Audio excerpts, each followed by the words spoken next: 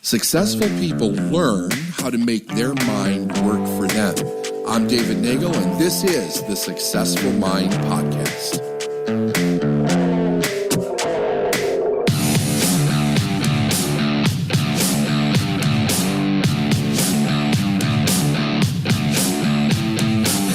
Let everything that hath breath praise the law. Praise ye the Lord. Psalms 150. Without exception, I believe that everyone has read or heard the delightful story of Aladdin and his magic lamp, how a poor boy had stumbled upon a little genie who led him to find a dusty old lamp. It was a magic lamp, and when he rubbed it briskly, a little man appeared out of a cloud before him and asked to fill his wishes. We as children have always dreamed of fairies and of the beautiful things in life that we wished might have, yet many of our dreams remained as such because we could do nothing about them. In truth, we may not believe in fairies, but we know there is a principle equivalent to the magic lamp. No, it's not something material that we carry about and rub it and then find a little genie to do our bidding. It is an understanding which enables us to use the law more clearly, and in using it, we stimulate our good and bring about much for our pleasure and happiness that seems like magic or miracles. This understanding is the act of praising God, the law for which we desire, and invariably the fulfillment of that desire is speeded up to the almost magic proportion. This method is, of course, not new. It has been used throughout the Bible from the beginning to the end. Praise has ever been the common method used to employ attention, favor, and the blessings of God. However, one believed in it. In early history, we learned that the people would bring their sacrifices and place them on the altar to gain favor of Jehovah. Following this act, they would render their praise in song and ceremony, believing that by doing so, they would be favored. Their prayers would be granted. Read the Song of Moses and note its structure. Read the fall of Jericho and note the process used by the people who marched about the city walls until they crumbled and fell, and who became conquerors. Read the last Psalm of David, and in doing so, remember that it has been used by the Hebrews for ages and has proven most effective throughout the centuries. The singing of songs or the blowing of trumpets does not bring the results that you pray for, nor do you suddenly gain favor with God because of it. The effect of your efforts does not influence God in any sense, but it does influence you. It enables you to be lifted up and unconsciously touch the law and gain its blessing. What has been an unconscious act or an accident method can become a known fact at a regular means of stimulating your good. If one learns the simple method of praise, that alone will stimulate and increase good. Jesus once said, if one has faith as the grain of a mustard seed, he can move mountains. If one can realize the power of praise, he can do the same. Praise is complementary to faith. Whereas faith is wisdom and understanding, praise is the application of that understanding.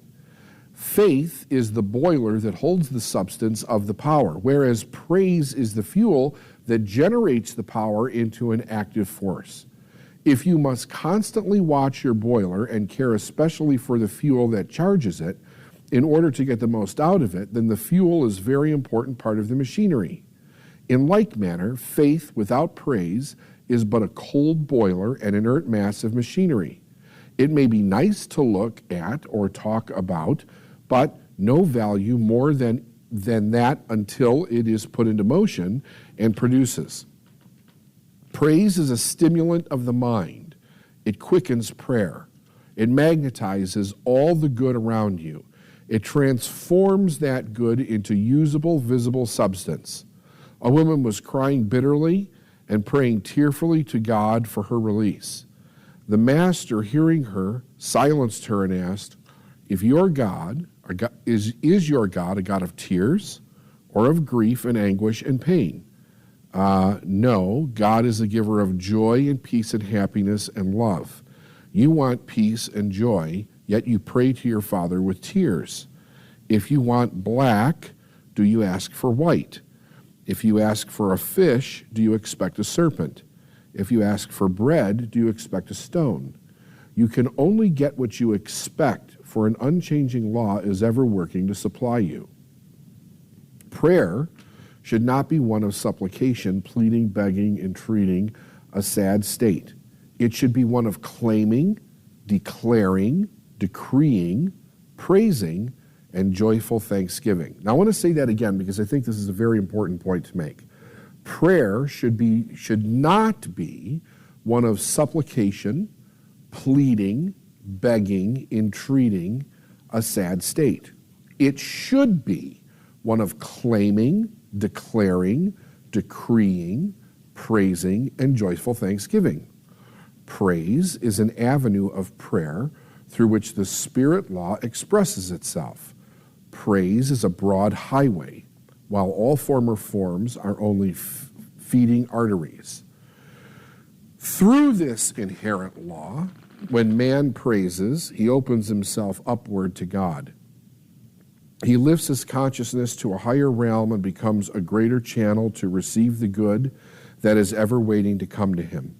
Praise opens a little door in his mind and enables him to draw closer to God, to be attuned to the divine forces within and about him. Praise is the shortest route to complete any demonstration and the quickest way to enjoy effectual prayer. Praise expands and opens the mind upward, while the opposite, condemnation, contracts and restricts. The whole creation responds to praise and is glad. You may have noted how a trainer, after each performance of his charges, would give them a satisfied pat or a morsel of food they especially liked. That man was wise in using the law to bringing out the best work from his charges and thereby giving his best performance. You have noticed perhaps how children will glow with gladness and joy when they receive condemnation and praise. Those who have trouble with their servants or helpers can learn much by using this method and will find great difference in the quality and quantity of work produced. You have experienced at some time, I am sure, this law in your affairs. Have you ever had someone condemn or criticize your efforts when you were trying to please? Did you not feel like folding up within yourself? Perhaps you felt like quitting the job and letting someone else worry about it. Least of all, such an experience suppressed your interest and zeal, and you did not desire to do better. That is how one reacts when the law is reversed. Whereas when someone praises your efforts, you feel like expanding and doing better, trying harder and being more perfect. Your interest becomes greater because of that pleasure, and with your happiness, you bring about happiness into your work and all around you. It is well-known fact that even plant life is responsive to praise. For I have seen flowers praised to longer life and beauty. When we are praised or praise ourselves, there is a physical response within our bodies. Doctors tell us the cells of our body respond to the law. They seem to know and expand in strength, in capacity, and even intelligence. Of course, we know that it is the mind working through every cell that causes the expansion. There is an invisible ether upon which all thoughts act. As water expands into power when it is heated and retards into a solid mass of ice when it is chilled, the law of spirit is reflected in the law of physics. Though we may not sense it or fully understand it, our thoughts are moving continually in this invisible ether, and they are either increasing or diminishing in power and intelligence. When we praise the richness and opulence of God, the law, our thoughts are greatly increased in the mental atmosphere. This increase affects our being in that it reflects every thinking our mind and hands may touch. If we're contracting our thoughts through fear, criticism, and complaint, We reflect that contraction, and our results are delayed or frozen. It has been proven that a failing business can be praised into success. Suppose lost friends have returned their affections when the law of praise was used. One man told me that while out driving, he heard a clicking noise develop in the rear of his car. He talked to his machine and praised it to get him home safely without delay. He drove some 30 miles and rolled into the driveway safely. When he tried to move the car further, he discovered a broken axle. A woman wrote me stating that she was weary looking at an old carpet and had seen better days and given good service. She tried the praise method and began speaking kindly to the old rug.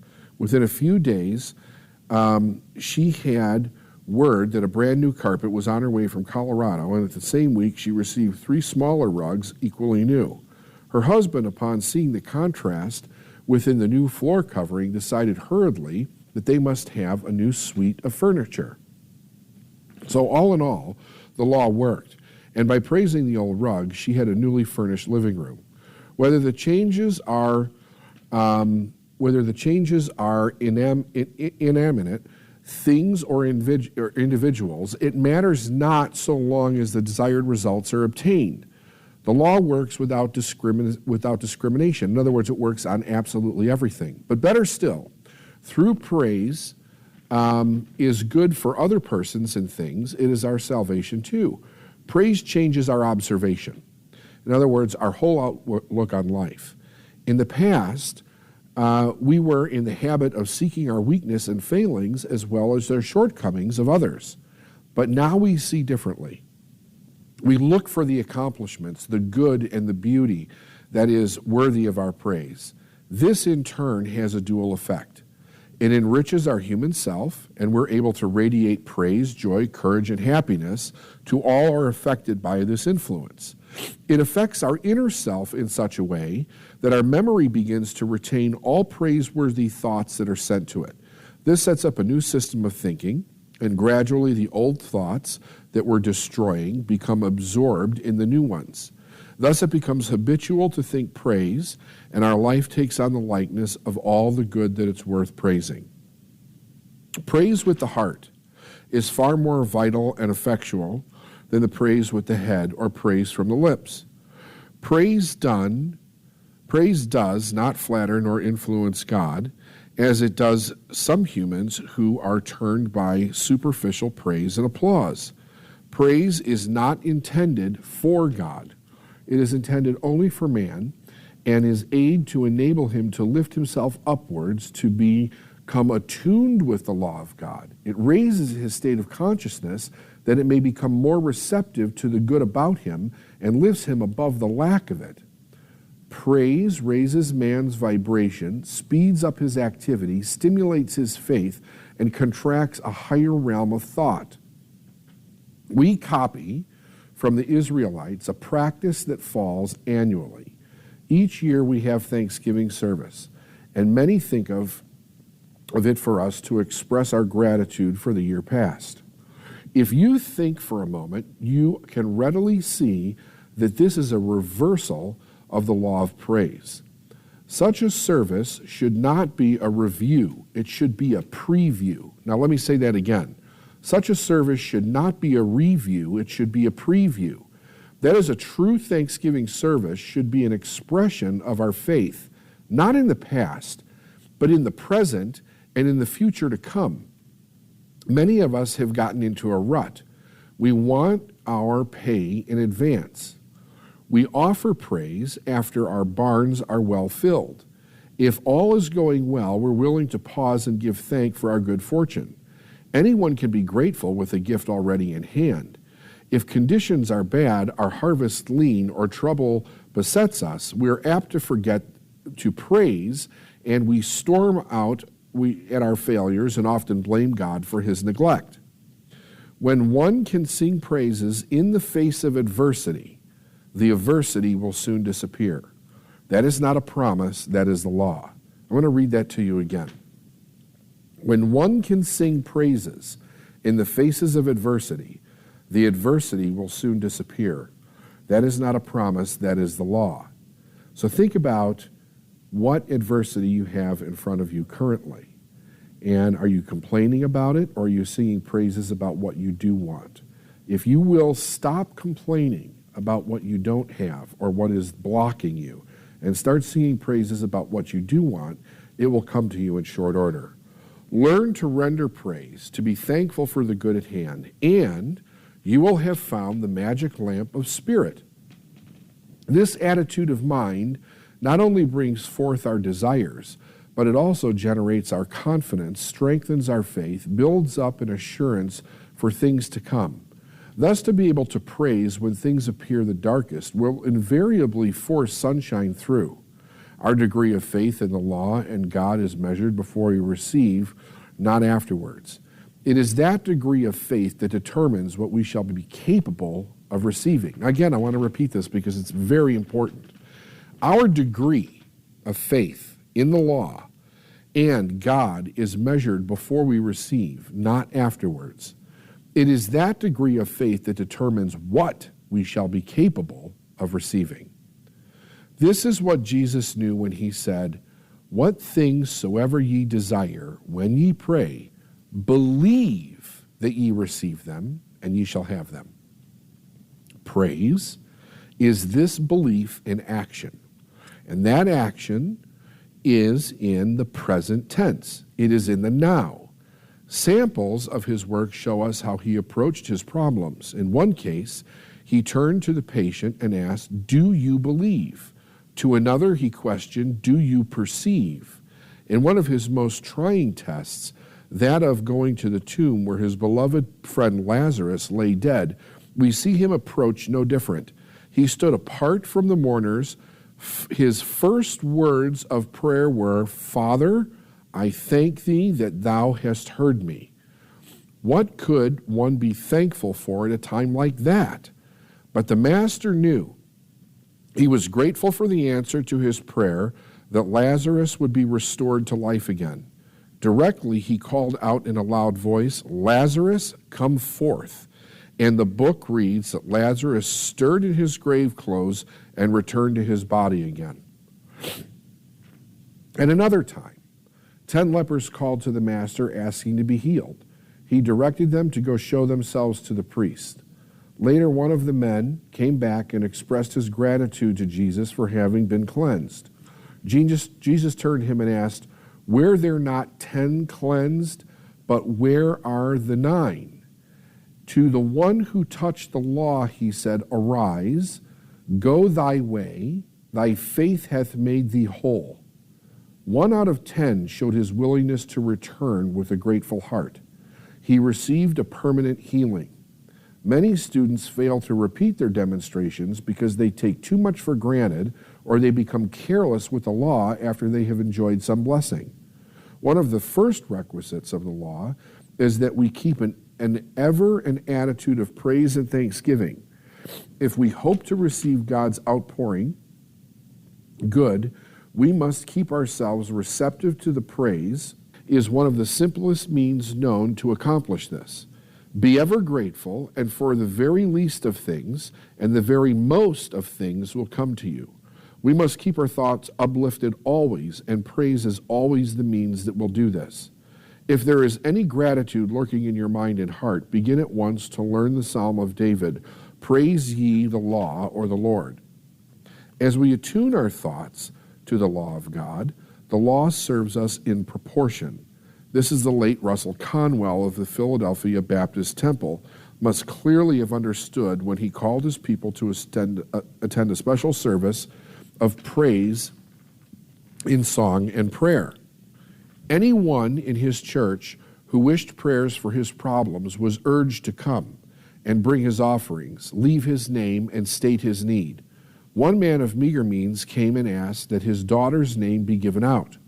She was a patient in a mental hospital and had to be put away for this reason. The week following the praise service, he called to see his daughter in the hospital, and she was amazed to have her brought down to him and pronounced healed.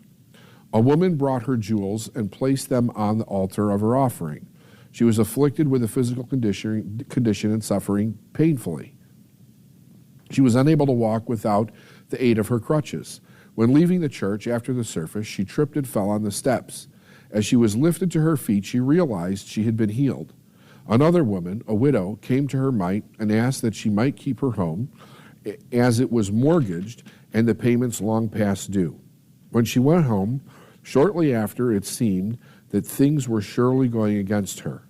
A leak broke out, a water pipe. She was forced to call a plumber to repair it.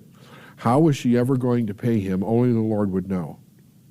When the plumber tore up some floorboards to repair the leak, he uncovered a can of money that her husband had hidden away, and the amount was more than enough to pay the mortgage and the plumber. These happenings are all true and can be repeated by anyone who will fulfill the law as his believing minister has done. The law cannot fail us when we do not fail it. Learn to turn the law of praise upon anything you are praying for, and you will see action. Praise is faith in action. A faithful law, faithfully observed, will ever reward generously the observer. The law of praise will lift you from sickness to health. It will raise you from ignorance to intelligence, from poverty to affluence, from weakness to strength, from fear to courage. In fact, the law of praise will promote you in all things and in all ways. Begin using the law now. You haven't much to begin with, you say. Well, neither did Jesus when he had some 5,000 hungry souls to feed. He only had 5 loaves and a few fishes. Yet he did something with them. He started action by praising the little at the hand and then passed it about. You know the story, and the master said that what he did we could do. There are no exceptions to the law. How can it be done? When you learn to take what you have and build upon it, not with scorn and condemnation, but with praise and gratitude, you are working with the law, and the law will give you increase. Praise God that good is everywhere. We have a saying, God is good all the time. Use that from morning to night and watch your abundance grow.